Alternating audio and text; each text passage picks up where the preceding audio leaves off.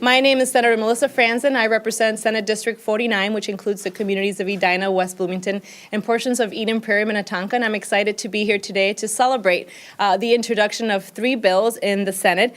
Senate File 1738, Senate File 1739, and Senate File 1740. And these are bipartisan bills that seek to really enhance our STEM education and our workforce development in our state, and by expanding and enhancing robotics programs and access to STEM education for students across the state. These bills work to create lasting partnerships between students, school districts, corporate sponsors to provide students with an early foundation of science, technology, and math. Participating in these programs have improved students' interest in attending college and interest in jobs or careers in STEM, all while building self-confidence, teamwork, and conflict resolution skills. STEM jobs are projected to grow 13%. Between 2017 and 2027, the number of STEM jobs will grow 17%, with positions in computing, engineering, and advanced manufacturing leading the way. It is important that we as lawmakers provide the opportunity to get students involved early to improve upon and expand our future workforce, which is why I'm so excited to introduce these bills.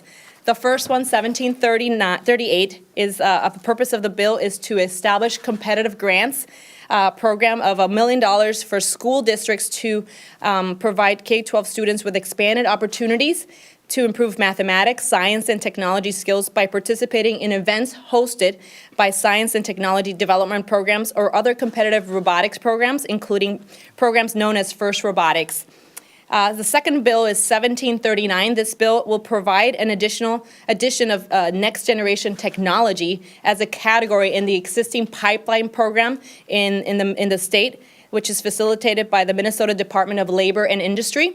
And this is an innovative program that has already begun working to address current and future workforce concerns by providing the opportunity for Minnesotans to participate in dual training programs across the state in a variety of industries. The addition of the next generation technology category will expand upon the already successful program and meet the growing needs of our society as we move towards high-tech solutions to solve today's problems. And the last bill is 1740 in the Senate, and the final bill will create FIRST in the grants for FIRST in the Upper Midwest, which will include to make up for 20,000 grants, up to $20,000 grants to Minnesota-based public entities for a private-public partnership for the creation of competitive robotic hubs.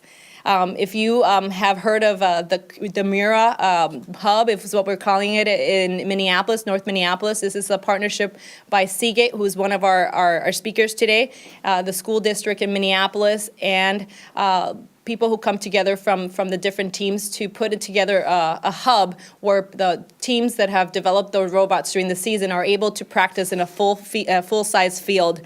So it's a great example of what a private-public partnership should look like, and we want to replicate that by having the state be a partner in this partnership. So these awards can be used for tools, equipment, and physical space to be utilized by robotics teams to practice within their perfect their robots.